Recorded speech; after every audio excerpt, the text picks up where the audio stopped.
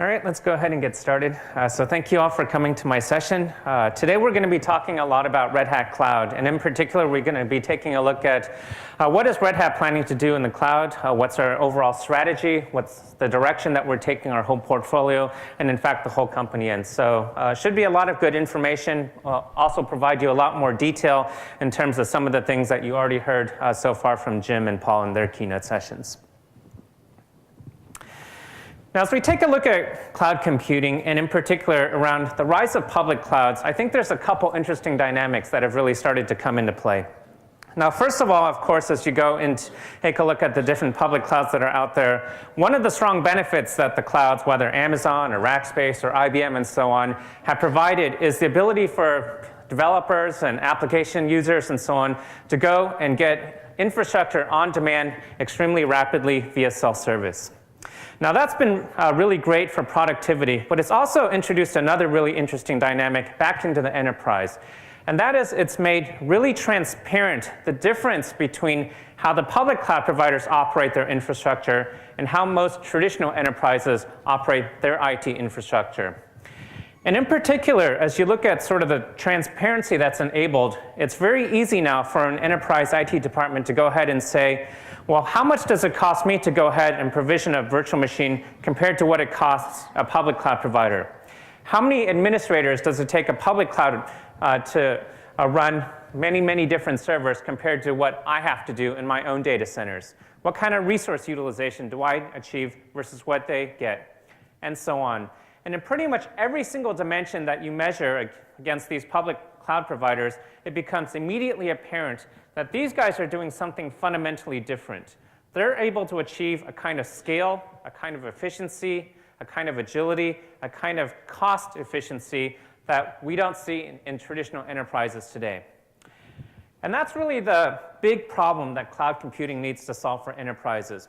So there's a lot of different cloud solutions that are out there. There's a lot of different cloud products that are out there. But this is the fundamental challenge that Red Hat is going after, which is how do we go ahead and enable enterprises to achieve this kind of agility and these kind of efficiencies that they're observing in all these different cloud providers, but doing it in the context of their own IT and their own data centers. Now, that's not an easy thing to do, because one of the big advantages that public cloud providers have over enterprise IT is that they get to deal with brand new infrastructure. They get to deploy thousands and thousands of servers brand new without having to worry about existing applications and existing infrastructure.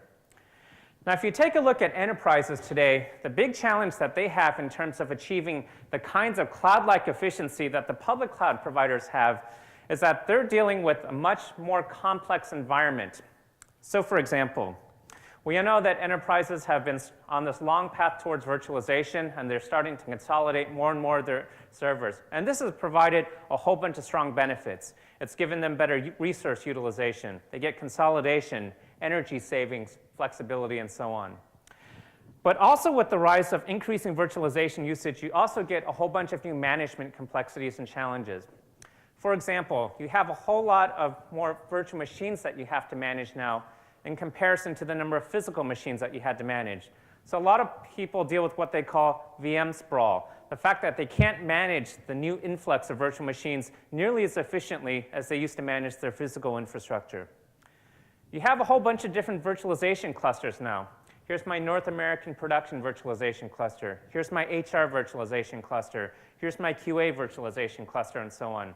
Each is managed by its own group, running on different hardware profiles. Now you have to deal with new management challenges like which virtual machine images can I replicate across all these different clusters? Which ones are bespoke to one particular cluster? What do I do about users and groups and permissions across all these different clusters going across my data centers? What do I do from a utilization standpoint? If I have one virtualization cluster and I'm running at 70% utilized, I'm doing pretty well. If I have 20 virtualization clusters and each one is 70% utilized, now I'm starting to leave some meaningful capacity on the table. Even with all that, we're starting to see new challenges with virtualization management. So for example, we see many of our enterprises now starting to adopt multiple hypervisors into their environment, whether with KVM and Red Hat Enterprise Virtualization or with Hyper-V and Microsoft and so on. Now, as soon as you have multiple hypervisors in your environment, again, you have new management stacks on top of each of these different hypervisors. So you have new management complexity. The public clouds has also made this a whole lot more complex. So you've got developers and different users going out to Amazon, going out to Rackspace, and all these other public clouds that are out there. As soon as they do that, they've introduced a brand new way of acquiring infrastructure that is totally separate from everything that IT is doing today. IT has no visibility into what is the governance or the regulation or the compliance or the security around all these different workloads that are happening in the public clouds. And so you have a whole lot more complexity that you have to deal with from a management standpoint. And of course, even with all that, we know that the majority of workloads today are still running on physical systems.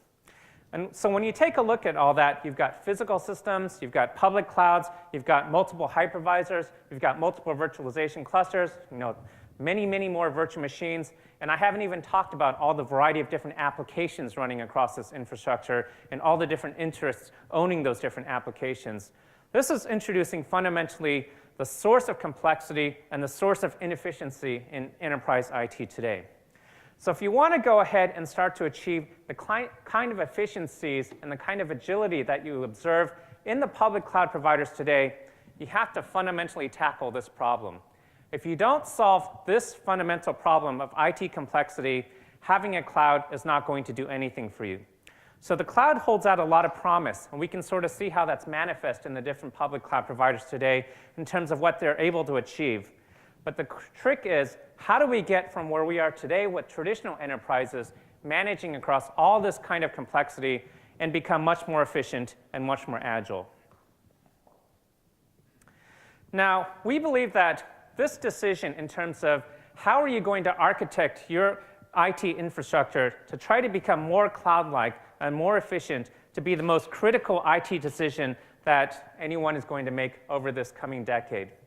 This is a huge, huge decision and a huge paradigm shift. And it's going to control everything from what is your ability to innovate, what are the new business models that you're going to be able to achieve. Remember, Jim talked about that we are finally now in the information age. It's going to affect how quickly and how agilely are you going to be able to respond from a technology standpoint. And it's going to determine what are the technology choices that you have ahead of you as you take a look at cloud. Some people are going to have much more efficient cloud-like infrastructure than others. And this is going to determine who wins and who loses in this next era. And so how you choose to architect your IT and how you adopt cloud computing is going to be a really critical architectural decision that you make. And the crucial criteria that you use to evaluate that has to be, how is it going to solve this complexity problem that I have today? How am I going to get from the complexity that I have to become much more agile and much more efficient? So let's take a look at some of the different options and ways that you might approach this problem and evaluate them against each other. Now, the first approach is to do what the public cloud providers do, and that's basically to throw out all this complexity that we talked about and start over from scratch. Now, if you happen to be a public cloud provider, this is a really good way to go, right? You're starting out and stamping out thousands of new servers at a time, enabling homogeneous infrastructure, and that's how they're able to achieve their agility. Now, this doesn't work so well for enterprises, but surprisingly, it's the way that a lot of the different solutions on the marketplace approach this problem. So for example, you see a lot of offerings today that I categorize as sort of a cloud-in-a-box approach. Now, by that I mean they give you an integrated solution, all the way from virtualization management to a self-service portal. And they also, in some cases, integrate the hardware alongside with that. Now, you can see a lot of these different solutions from a wide variety of different vendors and different offerings in the marketplace. So they range from things like CloudStack or OpenStack or Eucalyptus or some of the big OEM solutions that are out there. Now, that's not to say that these solutions don't have their place in the marketplace. They absolutely do. And in fact, Red Hat is a big believer in OpenStack. But the thing you have to understand is that the problem set that these solutions are designed to solve does not address enterprise complexity, because what they do is give you a really easy way to put down brand new cloud infrastructure. And that cloud is not going to do you any good unless you migrate all your existing IT infrastructure over to this brand new cloud. And most enterprises don't have the luxury of doing that kind of greenfield deployment. So if you're trying to solve the fundamental problem of IT complexity, how do I deal with different virtualization clusters, physical resources, public clouds, and all the things that we talked about, putting down a brand new cloud is not going to help you at all. It's just going to give you something that you have to migrate towards before you can even contemplate getting any benefits from it. And so most enterprises, this approach is not going to work for them. It's a really easy way to stand up a brand new cloud, but what are you going to do once you have that cloud? You're going to have to migrate everything over and consolidate on it, and that's a very, very difficult task. Now, there's another approach that you can take, which is to go ahead and build what we call a cloud silo. Now, this is the approach that VMware takes with their portfolio and some of the other vendors that are out there.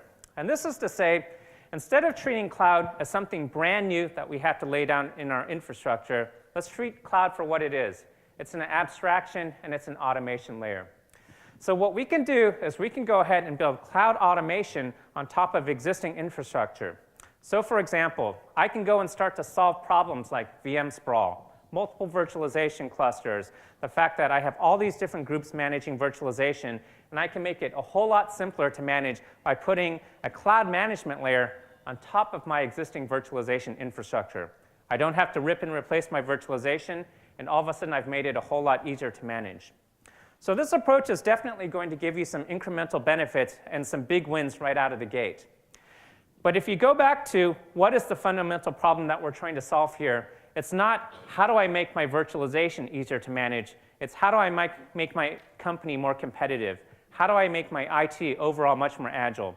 And if all I can do is make my virtualization more agile and efficient, but I haven't touched my public cloud providers, I haven't dealt with my physical systems, I haven't dealt with other hypervisors, all that I have done is turn my virtualization silo into a cloud silo.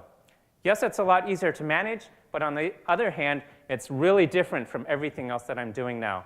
So you fundamentally haven't solved the overall problem that enterprises need to solve if they want to become much more agile, if they want to get the benefits of cloud overall. Adding cloud on top of virtualization is only going to get you so far before it runs out of steam, and you're not going to get the benefits of cloud across everything that you're doing. And that's a critical point to understand if you want to think about cloud, not just as how do I stand up a new development lab, but how do I treat this as the way I'm going to architect myself to set my company up for the next decade. So that brings us to the third approach in terms of how you can implement a cloud. And this is the approach that Red Hat advocates, and you've heard a lot already from Paul and from Jim, which is that you should build an open hybrid cloud out of all your resources. And fundamentally, this is the Red Hat strategy and the Red Hat approach towards how you should think about and implement and architecture clouds. Now, what does that mean, open hybrid cloud? Well, first of all, it means that you should be able to build a cloud as an automation layer, as an abstraction layer, but that deals with everything in your data center that you manage. You should be able to bring the benefits of cloud onto your choice of physical infrastructure, onto your choice of virtualization technology, and onto your choice of public cloud providers. If you have that kind of flexibility, now this is going to open up a lot of benefits for you. First of all, it's going to mean that you can start to bring the benefits of cloud pervasively across everything that you're trying to do, and not just a subset of your infrastructure. It means that you're not going to be locked in. You have choice of technology. You can use what you're currently deployed in your IT, and you also have the flexibility so that if something newer and better comes along, you'll be able to adopt it. We're still in the very, very early days of cloud, and you don't want to make a decision today that is going to prevent you from taking advantage of the latest and greatest technologies that are yet to come in this era of cloud computing. Now let's take a little bit more at some of the specifics in terms of what it means to implement an open and a hybrid cloud. First of all, as you take a look at this, it's important to understand you can't think about just the clouds. Now we talked about how it's important to be able to assemble a cloud and to be able to have cloud efficiency and cloud automation across everything that you're doing from an infrastructure standpoint, but that's not enough. You also have to think about your applications in the cloud because, again, it doesn't do you any good to stand up the best open hybrid cloud in the world if your applications don't work across it, if your applications aren't portable across this environment. So let me make that concrete for you. Now, a lot of enterprises today have processes in place for how they deal with their applications. They build out their standard operating environments. They build out their gold images for how they deploy their applications. They've got different regulations and policies, how they manage security. They've got things to worry about from a governance standpoint. All these things depend on IT being in control of the applications and being able to install and configure software. Now, in the world of cloud computing, one of the things that makes it really attractive to developers and end users is this new notion of self-service provisioning. I, as a developer, can go to this fancy portal, go through some checkboxes, and instantly provision my own infrastructure, and it comes up in a few minutes. That's really great from an end-user experience, but what you've done is you've taken out of the hands of IT all the things and the capabilities that they use to manage things like standard operating environments, security, patch management, and you put it into the hands of developers who don't care about any of that stuff. They just want to get going, right?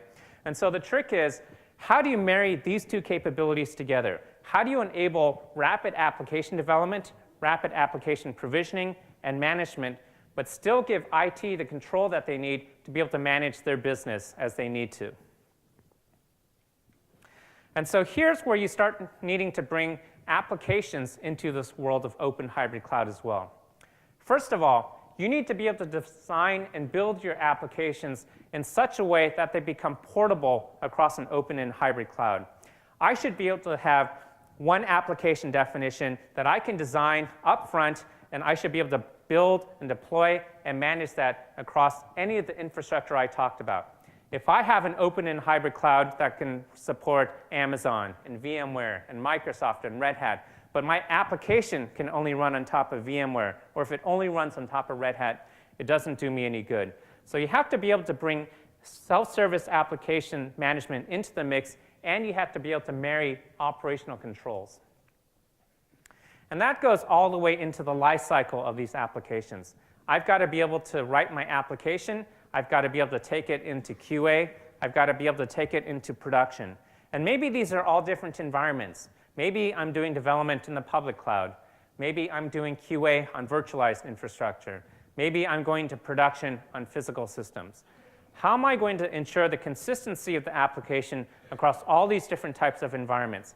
How am I going to go ahead and make sure that as I deploy my applications and move them from one location to another, I can still patch my systems. I still understand what's going on.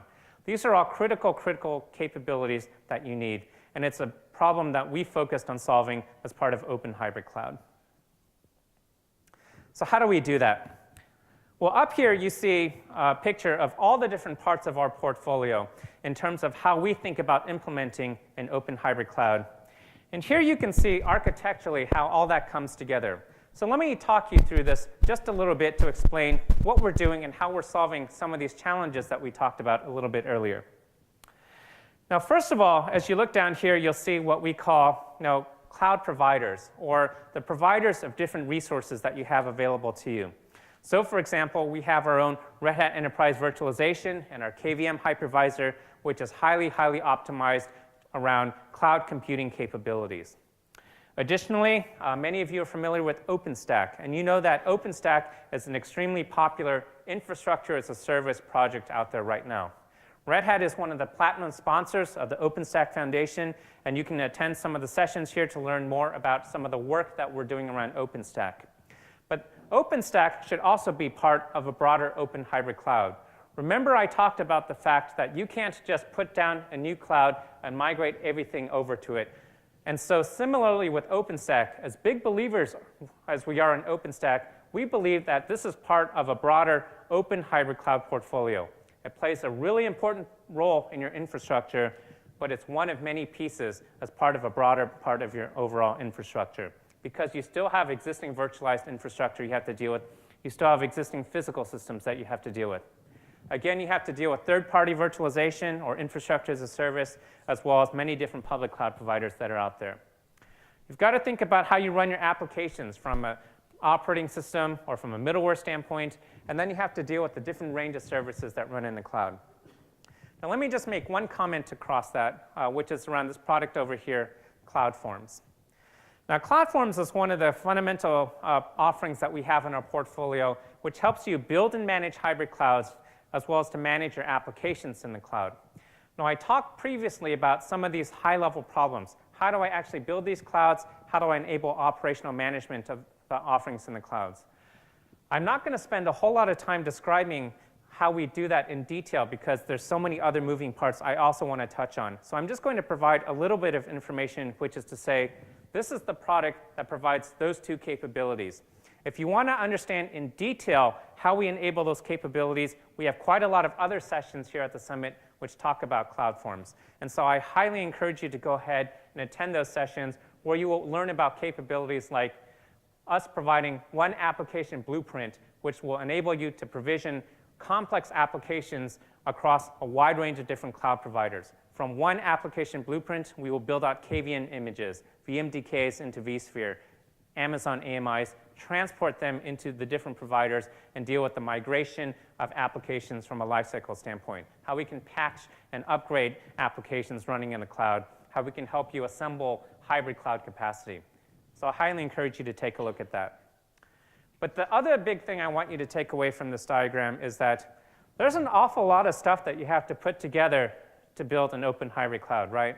Across here, I'm just showing you a wide variety of different Red Hat technologies. We've got OpenShift from a platform as a service standpoint, CloudForms, Red Hat storage, middleware, operating systems, virtualization, public clouds, all these different things. And if you think about how do I solve this problem of enterprise complexity, this doesn't look so simple, right? It provides me the tools that I need to go ahead and make myself much more efficient. But how am I actually going to achieve that kind of efficiency with all these tools that are available for me?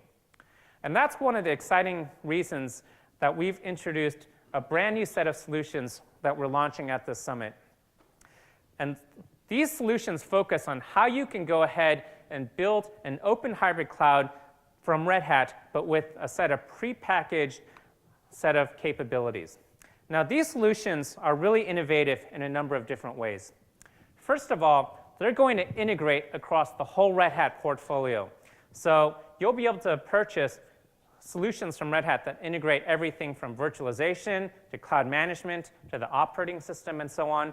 And they will all provide one SKU to buy, one SKU to manage, and an enterprise lifecycle around that integrated solution set. This is going to make it much easier for you guys to go ahead and acquire a cloud and to start to deploy a cloud. These solutions are going to target really, really major use cases.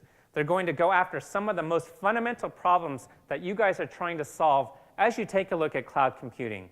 How do I go ahead and solve some of this complexity that we've been talking about and introduce capabilities like self-service across a wide diversity of technologies? How do I make my developers more productive in the cloud and give them the leading application platform, and so on? So we'll take a look at some of these solutions now. But the big point that I want to make is that this is a brand new set of offerings that we are launching here at the Summit, and they're going to be available for sale later this summer. So let's take a look at some of the capabilities that we're going to be including in each of these different solutions. Now let's go ahead and start with OpenShift Enterprise Platform as a Service. And we believe that this is the most comprehensive enterprise development platform for the cloud era. What does that mean? You've got a lot of developers who are writing applications, and the cloud is enabling all sorts of great things for them. Right? You take a look at all the new innovative things that are happening on the web and on the internet today. These are all brand new applications with a new paradigm of development. And even as you take a look at enterprises and the range of new applications that they're developing, there's a lot of really interesting things that are going on from a development standpoint that the cloud has enabled. Now, the question is, how can enterprises now start to take advantage of platform as a service, which has by and large been available as hosted cloud services, but now bring them much more pervasively across everything that they're doing? How do I do it in my own data centers?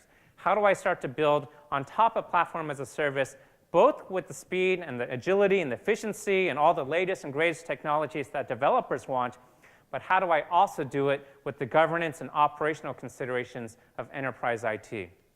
We are going to bring all these things together as part of the Red Hat portfolio, integrated into one solution around OpenShift Enterprise Platform as a Service. Let's take a look at what that offers.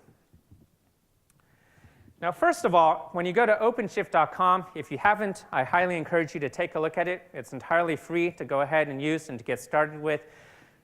We believe that it provides the leading application platform for writing your applications. Now, think about platform as a service for a moment. What do you have to have as part of platform as a service? Well, two things. You need a platform, and you need the service, right? But it's really amazing as you take a look at all the range of PaaSes that are out there today and how most of them don't focus on the platform, but around the service automation that they enable instead. For example, if you look at the first generation of PaaSes that were out on the market today, things like Google App Engine or Heroku or a lot of these other PaaSes which launched early and have a lot of developers using them. One of the key limitations for them is that they all have their own proprietary limited APIs. What that means is that if you write an application in these PaaSes, you can never take your application out of their PaaS and deploy it in another cloud or in your own data center. You cannot take any of your existing applications that you have already written and put it into these new clouds. Because they have proprietary APIs, because they have limited APIs, even if they support something like Java language, they might only support something like the Spring framework versus the entire Java ecosystem that you're concerned about. And so what are you going to do as you write your applications from an enterprise standpoint? You're going to need very robust middleware, very robust application platforms. And this is the first thing that we're focusing on with OpenShift. When you go to OpenShift.com today, this is built entirely on top of Red Hat Enterprise Linux and JBoss middleware. So we give you support for all the latest and greatest languages, everything from Node.js to Ruby to Python to PHP and so on. But we also support full Java EE6 with full Java EE profiles and so on. All of these are enabled at OpenShift. And it also means that you can take existing applications into the OpenShift cloud. You can take applications that you write there, deploy it in another cloud. If you happen to not like OpenShift, you can deploy it in your own data center. And you get that kind of flexibility that you need. You also get to tap into the overall ecosystem that has developed around all these enterprise middleware platforms. So it's very important that as you take a look at your platform as a service, that you have the ability to take advantage of an enterprise class platform. If you don't have that, all that you're doing as a platform as a service is automating somebody else's platform or offering limited capabilities. With Red Hat and with OpenShift, we give you an enterprise platform, and we are pre-integrating it for you, building it out so that it runs optimally as an underlying platform in your PaaS. That's the first part of what we're doing with OpenShift PaaS. What's the second thing we're doing? Well, you've got to bring it on-premise. And you can't just have enterprises go to OpenShift.com. We've had a lot of success with that service since we launched it last year. But we know that enterprises, if they're going to do meaningful adoption, they're going to go into a hybrid environment. Some applications are fine to run out in the public internet. But many applications, they want to host it themselves. Now, furthermore, they not only want to host it themselves, but they need choices in terms of how they operate the platform. Now, let me make that concrete. When you go to OpenShift.com or any of the other PaaSes that are out there in the market today, they all very much focus on this capability called DevOps. That is, I make it really easy for developers to write their applications and to take their applications all the way into production. You can go to OpenShift as a developer, write a Hello World application. 3 clicks later, your application is live on the internet. IT hates that capability. They want to give enterprises the ability to get self-service access to middleware, to developer platforms, standardization, all the benefits that comes from that, but they want to retain operational control over the applications. They want IT to decide when does the application go into production, where does it go into production, what happens when we need to bring it down or when we need to upgrade it. They don't want the developers who are writing the application to have the control over those aspects of it. And this is the model that we call IT ops, namely that you give developers still the flexibility of self-service and dynamic access to middleware on demand, but IT retains centralized control over the applications once the developer is finished writing it. And we're going to give you both of these choices with OpenShift Enterprise Platform as a Service, IT ops as well as DevOps. Furthermore, of course, you'll be able to work with our OpenShift.com hosted service, and you'll be even able to bring these applications onto your laptop. So you'll have a wide range of flexibility in terms of how you interact with the exact same OpenShift platform and manage it across all these different tools and all these different resources. This is what enterprises need to be able to make platform as a service real, if they want to write real applications and do real things with it versus just play with it in the cloud. And finally, of course, as part of our support in open hybrid clouds, we're going to give you your choice of deployment targets. If you want to go into the public cloud, if you want to manage across your choice of virtualization technologies and so on, this is all enabled as part of our open hybrid cloud strategy. Now, let me just reinforce, as you think about all the different things that are coming in to put together this OpenShift platform as a service, we're pulling in from our virtualization technology, from CloudForms, from our upstream OpenShift origin code base, from Red Hat Enterprise Linux, from JBoss middleware, and we're integrating them all together. We're figuring out how do you run them multi-tenant, how do you scale this out, how do you manage all that, and we're doing all that for you and giving it to you as a solution so you don't have to figure this all out on yourselves, but you get to deploy it with the power of everything that comes across the Red Hat portfolio, but in a really easy to consume manner, focusing on a big problem that you want to solve. This is the power of why we are introducing Red Hat solutions into the marketplace. Let's take a look at our next solution. And this is Red Hat Hybrid Infrastructure as a Service. Now, we're calling this the industry's first open hybrid cloud solution for enterprises. Now, this is solving the fundamental problem that we talked about at the beginning. How do I solve IT complexity? Well, I would really like to be able to introduce something like self-service provisioning. I want my developers and my application users to be able to go to a portal and get self-service access to their capacity. But I want to do that not just on my virtualization silo. I want to do that across a wide variety of technologies: Amazon, VMware, Red Hat Enterprise Virtualization. And furthermore, I want to be able to think about flexibly moving my applications across this wide range of capacity. I want to be able to take my workloads running on top of RHEL and put it in the public cloud, or put it onto this virtualized platform, or onto that virtualized platform. We're going to make this really easy to consume and really easy to solve with this particular solution. So what are we integrating from a capability standpoint? First of all, we're going to give you the operating system as part of the solution. Why is that important? Because remember, your workloads have to run in an operating system. And if you're going to think about moving your applications from the public cloud to the private cloud, you have to think about how that's going to be enabled for you, not only from a technology standpoint, but also from a business and an operations standpoint. You don't want to have to think about, if I run my workload in the public cloud, I'm paying by the hour. If I move it over to this virtualized infrastructure, I have a different cost and licensing structure. If I move it over to that infrastructure, I have another pricing model that I'm following. We are going to bundle everything together for you at one price per guest. That means that when I deploy on Red Hat Enterprise Virtualization and I manage it with CloudForms, you will even be able to go into public cloud providers, pay one price per guest, and not have to think about, is my workload running in the public cloud or is it running in the private cloud? You're already entitled to your virtualized platform as part of the solution. You get public cloud hours bundled in as part of the solution so that you can go ahead and flexibly move your applications into the public cloud. You get to have the same experience that we're enabling from the common operating system to give you the ability to bring capabilities across this hybrid mix. So this is going to give you the really easy on-ramp for how you can start to solve now some of those complexity problems that we talked about at the very beginning in an open and a hybrid fashion. How am I going to start to achieve cloud efficiency and cloud agility across a heterogeneous mix of technologies? This solution is designed to make that simpler.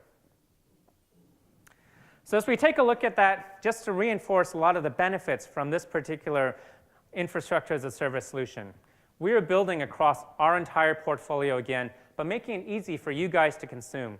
You won't have to think about how do I integrate Red Hat Enterprise Virtualization and CloudForms and Red Hat Enterprise Linux and public clouds. We are doing that for you, and we're making it really easy for you to consume at one price per guest. You pay one price per guest, you get all these things, and that's all you have to manage to. This is delivered by Red Hat. Now remember, Red Hat is the company that's been working with all the largest public cloud providers out there. And we've got the know-how in terms of what it takes to build out an enterprise-class cloud.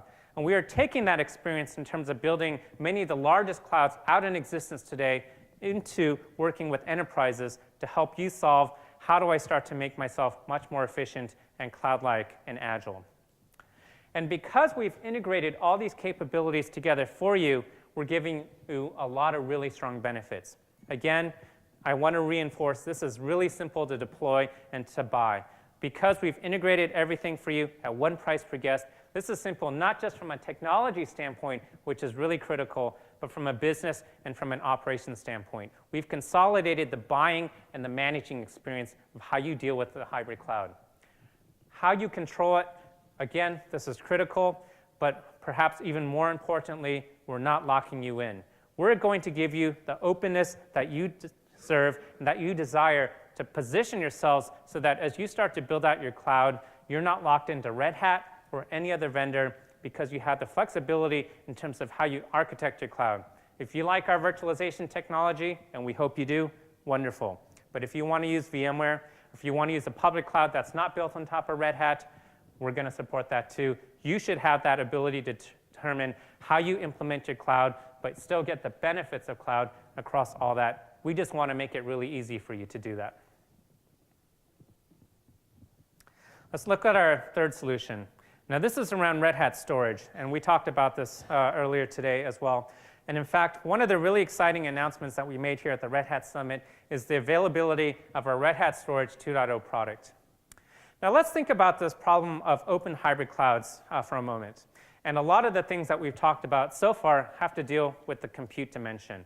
How do I go ahead and get my virtual machines spun up in the public cloud or on my choice of virtualization technology and managed consistently and so on? And that's a really wonderful and a critical capability to have, but it's not sufficient. If you want true portability and a true hybrid cloud, you've also got to have the portability of your data for your applications. For example, it doesn't do you any good to be able to spin up your application in Amazon and then on top of VMware if your data is stuck in Amazon, right? If all I can do is spin up virtual machines on my choice of infrastructure, but my data is locked into one particular cloud or one particular data center, then again, I've effectively locked myself in because my data is so important to my workload. And we've all heard so far at the summit some of the statistics just in terms of how important data and big data is becoming to the cloud. And this is what our Red Hat storage solution is focused on solving. It gives you a single namespace, a global namespace, to be able to access your data consistently across distributed data centers, private cloud, and public cloud. And it gives you a wide range of interfaces in terms of how you can access that data. If you want to use something like an object store interface because you like the new style of development that you get with other object stores like Swift or S3 and so on, we provide that for you. If you're a hardcore POSIX application developer, you believe in writing in C, and you want to access your applications through native file system interfaces, that's available for you as well. In fact, Red Hat Storage provides a translator mechanism to give you flexibility so that we have a lot of different clients available for accessing that same pool of data distributed across. Furthermore, because we support this global namespace, you'll be able to do things like distribute my application between the public cloud and the private cloud and uniformly access your data across them. We will replicate the data for you. We will deal with the management of that data for you. This solves one of the most critical and fundamental problems for you in terms of how do you truly achieve a hybrid cloud, namely, how do you make your data portable and hybrid as well? And so this is in support, again, of how do I consider open and hybrid clouds, not just from a compute standpoint, but also from a data standpoint. Now, let's think about that a little bit more. It's important not only to have portability in an open and in a hybrid cloud from the compute standpoint, but from the data standpoint. And that also maps into one of the earlier solutions that I talked about, because there are also two more things that are important if you want to truly have portability in your cloud. And that's around portable programming models and applications. Let me explain what I mean by that. If you want to have an open hybrid cloud and portability of your applications across an open hybrid cloud, your application has to be portable in each of these 4 different dimensions. From a computing standpoint, I should be able to run my application on my choice of infrastructure. Pretty basic, right? I should be able to go on my choice of physical systems, virtualized technology, public clouds. We just talked about the importance of portability of your data. Again, it's not enough to be able to run my compute anywhere I want if I can't take my data with me. Next thing that you need, portable programming models. I should be able to write my application in the language and the framework of my choice and deploy that to the cloud of my choice. That's where the OpenShift solution I talked about earlier came in. Remember, one of the big focuses of that solution was how do I give you enterprise-class middleware that you can run anywhere in our cloud or in somebody else's cloud in your own data center and not lock you in. You need that kind of flexibility if you want to be open and portable. And finally, it doesn't do you any good to have portable programming models and to be able to take your data with you and to be able to move your compute from one place to another if you don't have automation capabilities. And that's one of the strong benefits of these solutions. We make it simple to take advantage of these underlying capabilities so that you can actually take advantage of portability. If you have all these underlying capabilities but no automation across it, it's too cumbersome. You'll never take advantage of the fact that you're hypothetically portable and open. So now let's take a look at the final solution that we're announcing here at the summit, which is our Red Hat Cloud with Virtualization Bundle. Now this is a really cool solution because what it does is it addresses a lot of our immediate needs around cloud computing. Now if you take a look at virtualization today, of course there are quite a lot of workloads that have been virtualized. Now the first wave of virtualization tended to focus on Windows applications because those were the ones that needed the most management and the most consolidation. They were the most inefficient applications. And now we're starting to take a look at a lot of the Linux-powered applications that are out there today running on top of Red Hat Enterprise Linux. And we're starting now just to see that first wave of adoption of virtualization into the world of Linux applications. And that's also starting to bring a lot of benefits and is starting to solve, again, the problems that virtualization does. Flexibility, consolidation, power savings, and so on. But we all know that virtualization is not the end game. Everyone is trying to get to cloud. And so we want to make that simple for you. Why go through the step of virtualizing your infrastructure first and then thinking about cloud when we know that cloud is where you want to go in the end anyway? So we're going to help you do that.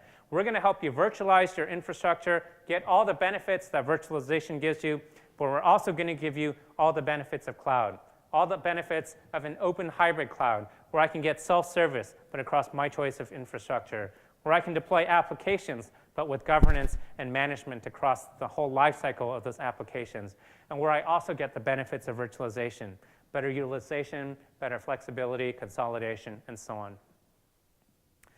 And not only are we going to make it simple for you, but we're going to make it relatively cheap for you compared to other offerings in the marketplace.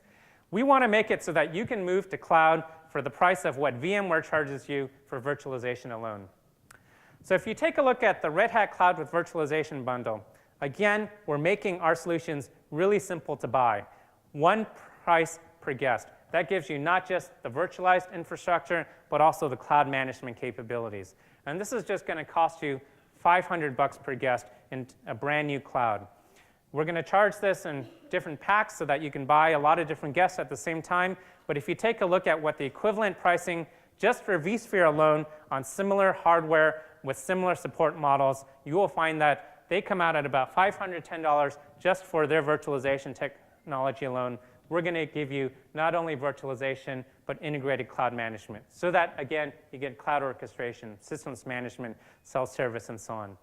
So if you're starting to take new workloads that you haven't virtualized yet, I don't know why you would take a look at just virtualizing with something proprietary when you can go all the way to cloud, when you can go all the way to an open and a hybrid cloud and give you all the benefits that you know you want to get to in the end, but now you can do it in one easy-to-consume step versus having to deploy virtualization first with a proprietary solution that locks you in eventually to a cloud silo and prevents you from taking your cloud elsewhere that you want to go. So with this particular solution, we're focused on making cloud really easy to deploy and really easy to adopt if you haven't virtualized your infrastructure yet. If you haven't, highly encourage you, of course, to take our Red Hat Enterprise Virtualization technology. We've got a lot of rich sessions that are going on here at the summit where you can learn all about the great benefits of the KVM hypervisor as well as the management capabilities we have around that. But we can also take you further into the cloud, integrated with CloudForms, integrated from a pricing standpoint, integrated from a management standpoint. And that's going to give you the ability to move to cloud for the same price as virtualization from the other guys. So those are the 4 different solutions that I've talked about. And just to reinforce, what we're trying to do is to make an open and a hybrid cloud really easy for you guys to adopt. Remember, I talked about the whole portfolio that Red Hat has. And in fact, you've heard from Paul and from many others that Red Hat and Microsoft are the only 2 vendors in the marketplace who have the full spectrum of technologies necessary to implement the kinds of technologies, the kinds of solutions that we provide here as part of these solutions, because we integrate across such a broad spectrum of different technologies. We're bringing in the operating system, virtualization, cloud management, public cloud capacity, enterprise class middleware, and so on, all to deliver things like enterprise class platform as a service, true hybrid infrastructure as a service, where you get not just the management capabilities, but the ability to price the entire workloads on a per VM, on a per instance basis, because we are bringing together the business models as well as the technologies.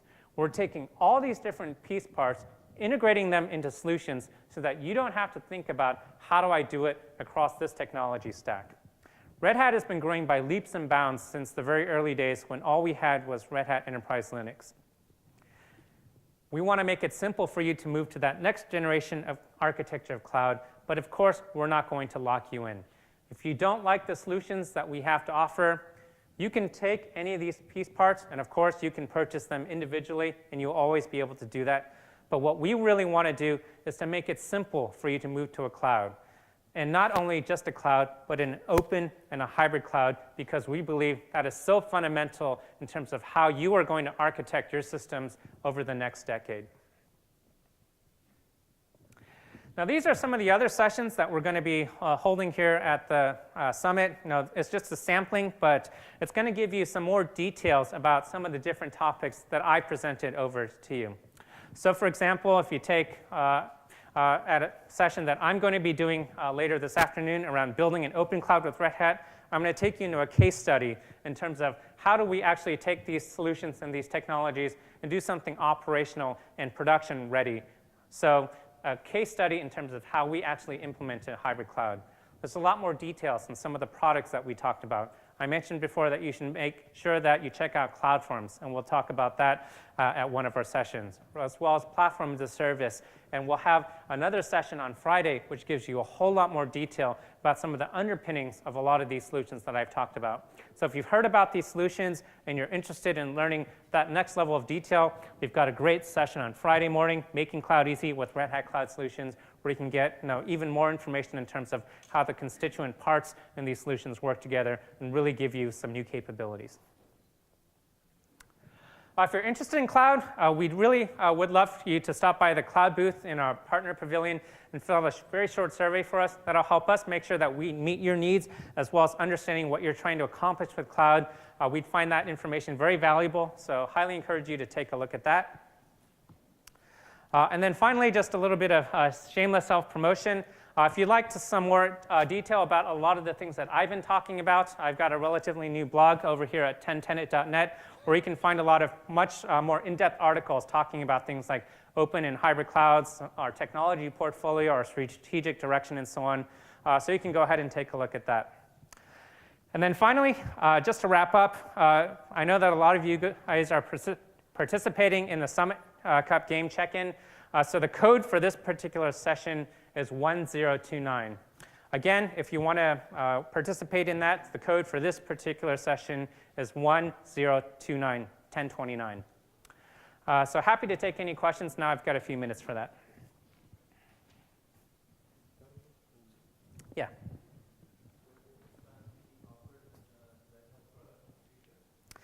So the question was, when will OpenStack be offered as a Red Hat product? We have not announced specific timelines in terms of when OpenStack will be available. However, we have announced that, yes, we will be releasing an OpenStack-based enterprise distribution from Red Hat. If you want to play with it from an early adopter standpoint, you can go to redhat.com and start to get a preview build of that from us already. So you can engage with us in the open source community, but we haven't announced a specific timeline from a release standpoint. Other questions in the back?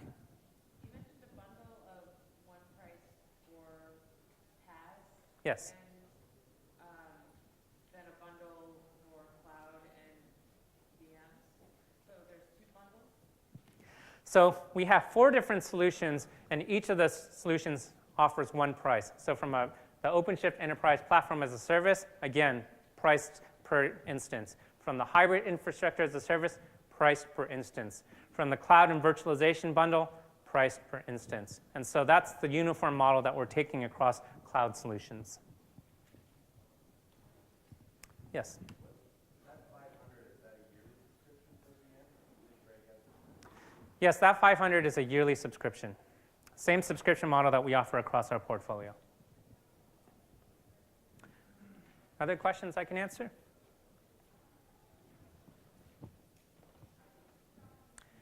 If not, then, thank you very much for coming. I hope you found that useful.